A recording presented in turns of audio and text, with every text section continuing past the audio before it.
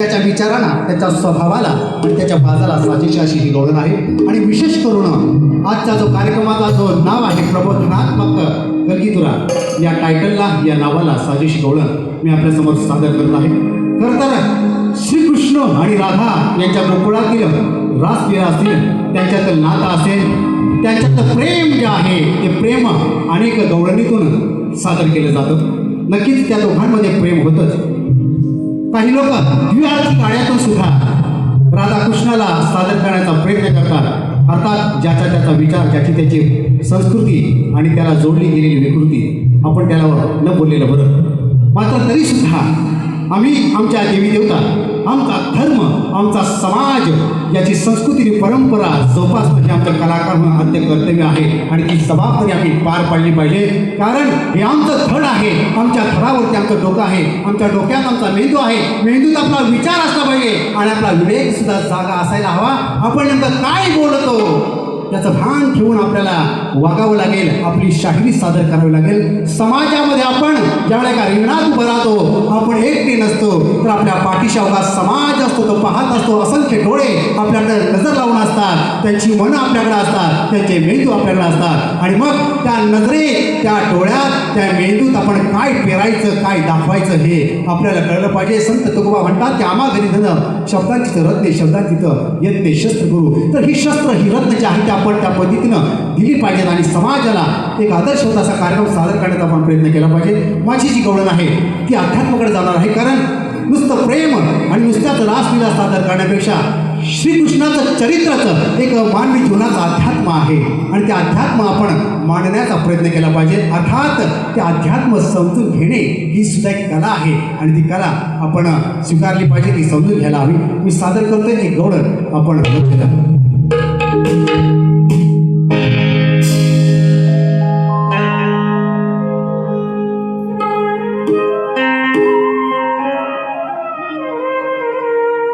सुज्ञानाचा निर्मळ झरा, भीमासारखा माणूस खरा जन्म येईल का माझ्या भीमराया वाणी, माझ्या भीमराया वाणी सांगा पुढारी होईल काय, माझ्या भीमराया वाणी सांगा पुढारी होईल काय. आता गवळणीकडे लक्ष द्या. 36 जाऊन घरा,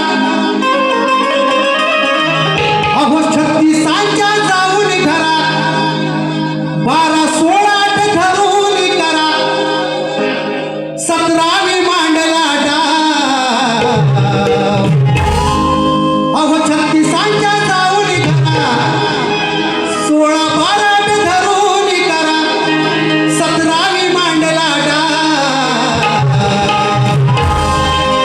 कान्हा तुझी वाजवितो बस, तुझी वाजवितो बस, गाणं सांगशील का तिचे नाव, तुझी वाजवितो बस, गाणं सांगशील का तिचे नाव.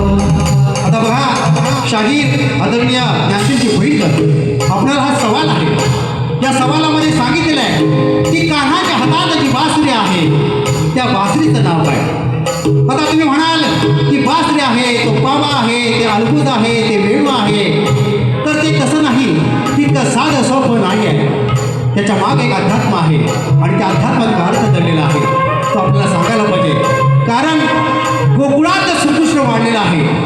गोकुळ, गो म्हणजे काय, गो म्हणजे इंद्रिय आणि कुळ म्हणजे शरीर. गोकुळ, गोकुळ म्हणजे काय माधवजी कांबळे साहेब, गो म्हणजे इंद्रिय आणि कुळ म्हणजे शरीर. श्रीकृष्णाच्या गावाचं नाव गोकुळ, श्रीकृष्णाच्या गावाचं नाव गोकुळ, श्रीकृष्णाच्या सवंगड्याचं नाव गोपाळ. श्रीकृष्णाच्या गावाचं नाव गोकुळ, श्रीकृष्णाच्या सवंगड्याचं नाव गोपाळ, श्रीकृष्णाच्या मैत्रिणीचं नाव गोपिका, श्रीकृष्णाच्या मैत्रिणीचं नाव गोपिका, धनाचं नाव गोधन,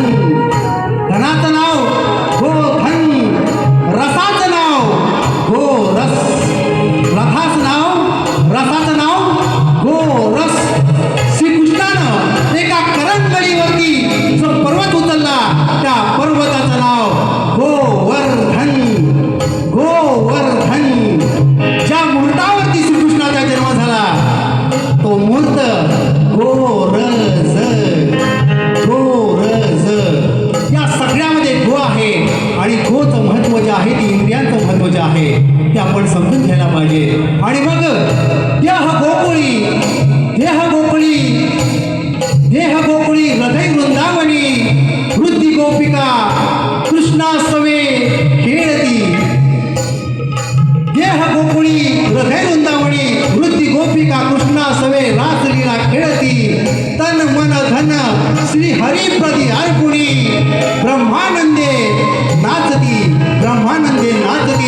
मग ह्या गोपिका ज्या बासरीच्या तालावरती सुरावरती बेभान होऊन नाचत होत्या त्या बासरीचं नेमकं नाव काय हे शाहीर तुम्हाला या ठिकाणी येऊन सांगायचं आहे.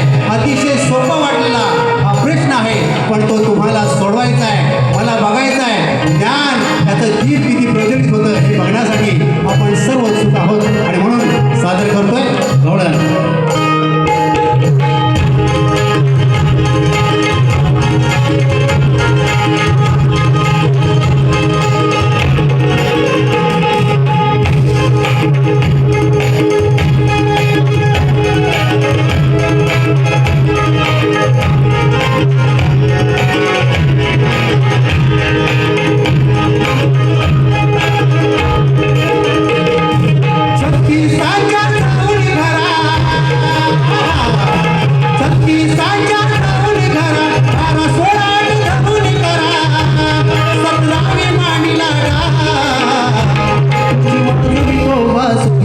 तुझी वाजवितो वाजवी तुझी वाजवितो वाजवी